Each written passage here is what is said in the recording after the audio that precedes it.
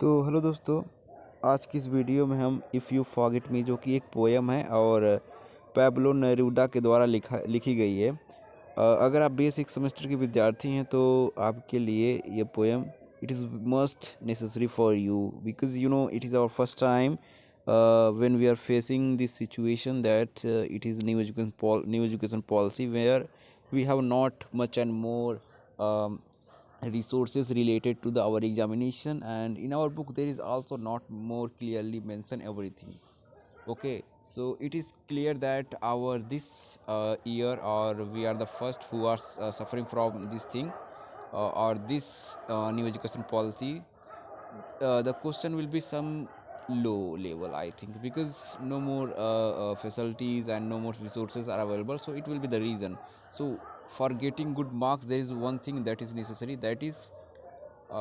one thing that is you should know very well about the explanation, about the writer, and about the real meaning or the theme of the any types of poem or poetry which had been in our course or the syllabus. Okay, तो अगर आपको अच्छी तरह से explanation आ गया तो ये confirm है कि आप अच्छा नंबर स्कोर कर लेंगे, क्योंकि अभी पहली बार है यहाँ पर एग्जामिनर के पास भी कोई आइडिया नहीं है, वो भी आप ही की कापियों के आंसर को पढ़ेगा और आइडिया लगाएगा कि यहाँ जो भी बच्चा लिखा होगा सही होगा, इसलिए वो ज़्यादा जज भी नहीं कर पाएगा, क्योंकि अब नई नई पोएम्स ऐड कर दी गई हैं, नई नई स्टोरी ऐड कर दी गई हैं कि जो कि बहुत कम ही लोग पढ़ते हैं, बहुत कम ही लोग जानते हैं। सब लोग समरी पढ़ के बस एग्जामिन करना शुरू कर देते हैं। ओके, तो चलिए ज़्यादा टाइम नहीं बर्बाद करते हैं, पोएम को line by line, stanza by stanza हम लोग ट्रांसलेट करने की कोशिश करेंगे, सॉरी ट्रांसलेट नहीं, एक्सप्लेन करने की कोशिश करेंगे। तो एक बात बता दूं कि यहाँ पर जो इफ़ यू फॉरगेट में जो टाइटल दिखाया गया है इसको भी हम कंक्लूड करेंगे पोएम के लाइन के साथ। ओके, तो चलिए शुरू करते हैं। If you forget me I want you to know one thing, अगर तुम मुझे भूल जाओगी तो मैं एक बात तुम्हें बता देना चाहता हूँ। यहाँ पर कोई है जो किसी को चेतावनी दे रहा है, यानी जो एक पुरुष हैं जो कि अपने प्रेमिका को चेतावनी दे रहे हैं कि अगर तुम मुझे भूल जाओगी तो मैं एक बात तुम्हें बता देना चाहता हूँ। You you you know how this is, अपने और मेरे बारे में तुम्हें एक बात बता देना चाहता हूँ कि मैं क्या फील करता हूँ। When eye view the crystal moon by the red branch of lingering autumn in my window, जब मैं अपने घर में खिड़की के पास खड़ा होकर पेड़ों पर लिपटी हुई ब्रांचेस और उसके बीच में क्रिस्टल मून यानी जो साफ़ सुथरा जो मून होता है उसको देखता हूँ, और if I touch beside the fire the impalpable ash or the wrinkled body of the fire, अथवा जब मैं इम्पेलेबल एस रूपी जो राख है यानी जो अग्नि है उसकी जो राख बची हुई है उसको छूता हूँ, या रिंकल्ड यानी कि झुर्रीदार पेड़ की टहनियों या लकड़ियाँ जो होती हैं उसको छूता हूँ। Everything carries me away to you, ये सारी चीज़ें मुझे तुम्हारी याद दिलाती है, यानी ऐसा लगता है कि इन सारी चीज़ों में तुम हो। As if all that exist aromas lights metals, ये सभी चीज़ों में मुझे तुम्हारी मौजूदगी याद आती है, और ये सभी चीज़ें ऐसा लगता है कि इसमें एरोमास मीन्स सुगंध, लाइट्स प्रकाश, मेटल्स मतलब धातुएं, ये सभी धातुएं में तुम एग्जिस्ट करती हो, सभी चीज़ें मुझे तुम्हारी याद दिलाती हैं। Turns into little ships that navigate towards those islands isles far off yours that wait for मी,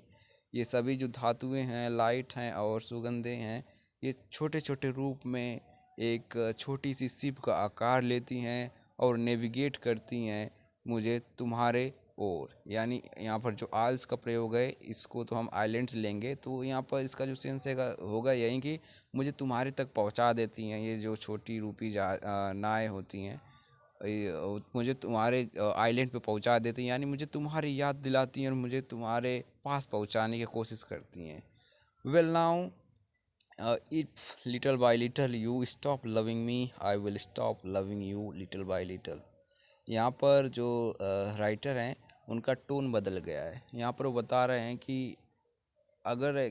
तुम ऐसा नहीं करोगी तो मैं क्या करूँगा, अगर ऐसी फीलिंग मेरे पास नहीं है तो मेरे पास दूसरी फीलिंग क्या हो सकती है।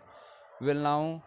अच्छा एक बात, if little by little you stop loving me, I will stop loving you little by little. अगर धीरे धीरे तुम अपने प्रेम को मेरे प्रति कम कर दोगी, मैं भी अपने प्रेम को धीरे धीरे कम करना शुरू कर दूंगा। If suddenly you forget me, do not look for me. अगर अचानक से तुम मुझे भूल गई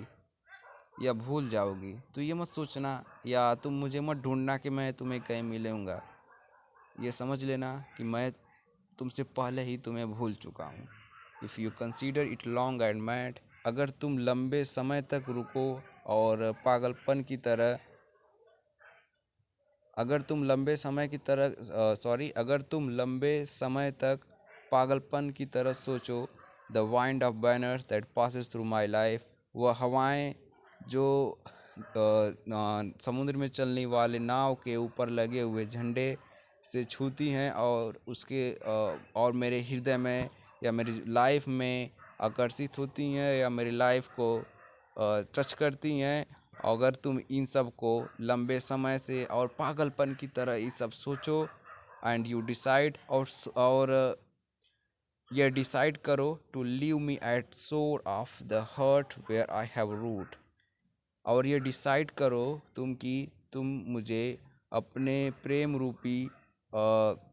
जो रिवर है या प्रेम रूपी जो स्थान है उसके एक छोर पर मुझे छोड़ने का अगर तुम ये डिसाइड करती हो,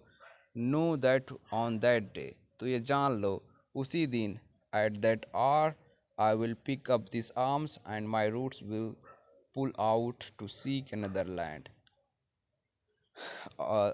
उसी दिन उसी घंटे यानी उसी क्षण मैं अपने जो मेरा जो छोर है वहाँ से उसको वहाँ से उठाऊंगा या वहाँ से हटूंगा और किसी और दूसरी लैंड या रिवर के तलाश में चला जाऊंगा। यहाँ पर जो इन लाइनों का मतलब यही है कि अगर तुम मुझे प्रेम करोगी तो मैं भी प्रेम करूंगा, अगर तुम मुझे भूल जाओगी तो ईजी है, मैं भी तुम्हें भूल जाऊंगा। मुझे भूल ही जाना कि मैं तुम्हारा प्रेमी था, मैं ऑलरेडी किसी और को पा लूँगा और खोज लूँगा। जब ये सब होगा या ये सब जब तुम सोचने लग जाओगी तो मैं ऑटोमेटिकली किसी और को खोजूंगा और उससे प्रेम करने लगूंगा। यही इसका सिंपल मीनिंग है। चलिए आगे देखते हैं। But if each day each hours you feel that you are destined for me with implacable sweetness, लेकिन अगर हर एक दिन हर एक घंटे हर एक पल अगर तुम ये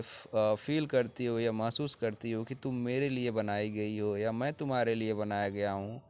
विथ इम्प्लेकेबल स्वीटनेस, कभी न मिटने वाली और मधुरता से, या हमारा प्रेम एकदम मीठा है इस प्रकार के तत्वों से। If each day there climbs a flower to your lips to seek me, अगर हर एक दिन तुम्हारे ओठ पर मेरा रूप मेरे नाम रूपी फ्लावर टच करता है, या यू किस तुम उस फ्लावर को मुझे सोच कर किस करती हो। ओ my love, O my one, हे माई प्रिय, हे मेरी प्रिय, हे मेरी अपनी, in my all that fire is repeated, तब तब ये मेरी जो प्रेम रूपी अग्नि होती है वो मुझ में डबल हो जाती है, यानी मुझे और ही प्रेम आने लगता है तुम पर। इन मी इन मी नथिंग इज एक्सटिंग्विश्ड और फॉरगेटन, तब मेरे शरीर में कुछ भी नहीं बूझता है, ना ही मैं कुछ भूल पाता हूँ। इसका मतलब मेरे अंदर जो भी प्रेम रूपी भावनाएं होती हैं उसका स्राव बहुत ज़्यादा होने लगता है और मेरा प्रेम डबल हो जाता है तुम्हारे प्रति। My love is fed by your love beloved, हे प्रिय मेरा लव जिंदा है क्योंकि तुम्हारा लव है, मेरे लव का भोजन ही तुम्हारा लव है। And as long as you live it will be in your arms without living mine, और जब तक तुम रहोगी मेरा प्यार तुम्हारे लिए हमेशा जिंदा रहेगा, मैं हमेशा तुम्हारी बाहों में रहूँगा।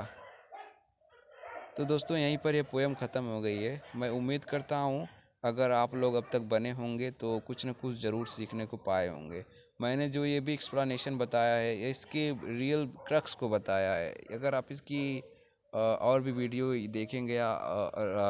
और भी कुछ मटेरियल देखेंगे इससे रिलेटेड, तो थोड़ा बहुत तो डिफरेंट आप हर जगह पाएंगे, लेकिन जो क्रक्स है वो सेम है कि एक लवर है अपनी प्रेमिका को चेतावनी दे रहा है कि अगर तुम ऐसा करोगी तो मैं भी वैसा करूँगा। और एक जगह ये भी बता रहा है कि अगर तुम मुझसे प्रेम करती रहोगी, ऐसे ही कंडीशन में रहोगी, तो मैं भी हमेशा तुमसे प्रेम करता ही रहूँगा। तो इसी प्रकार की वार्तालाप दो लोगों के बीचों की यहाँ पर दिखाई गई है। तो उम्मीद करता हूँ आप लोग समझ गए होंगे। तो चलिए किसी अगली वीडियो में मिलेंगे।